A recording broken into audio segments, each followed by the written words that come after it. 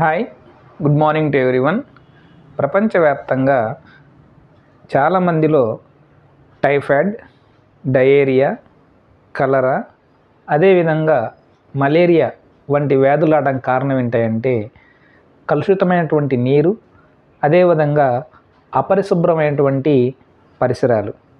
మరి వీటిని తగ్గించడం కోసం సుస్థిర అభివృద్ధి భావనలు, సస్టైనబుల్ డెవలప్మెంట్ గోల్స్ SDG 17 ఏదైతే 2012 బ్రెజిల్ రాజధాని అయినటువంటి రియో డి జనీరోలో జరిగిందో, అక్కడ ఈ అందరికీ పరిశుద్ధమైనటువంటి నీరు, అదేవిధమైనటువంటి ప్రాపర్ శానిటేషన్, పరిశుభ్రమైన పరిసరాలు అందించాలని చెప్పేసి గోల్గా పెట్టుకోవడం జరిగింది.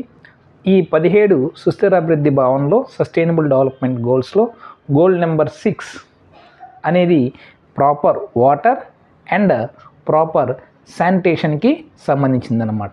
కాబట్టి మీకు ఏ పోటీ పరీక్షలో అయినా కానీ వాటర్కి సంబంధించి, శానిటేషన్కి సంబంధించి ఏ స్కీమ్ అడిగినా కానీ అర్థమైందా, లేదంటే ఒక బ్రిడ్జ్, ఒక కట్టడం గురించి అడిగినా కానీ, లేదా మురికి కాలువల నిర్మాణం గురించి అడిగినా కానీ, ఓపెన్ డిఫికేషన్ గురించి అడిగినా కానీ, వాటర్ రీఛార్జ్ గురించి అడిగినా కానివ్వండి, మరి అందరికీ ప్రాపర్ వాటర్ సప్లై గురించి అడిగినా కానీ మనం పెట్టాల్సినటువంటి ఆన్సర్ ఏంటయ్యా అంటే sustainable development goal 6, clean water and proper sanitation.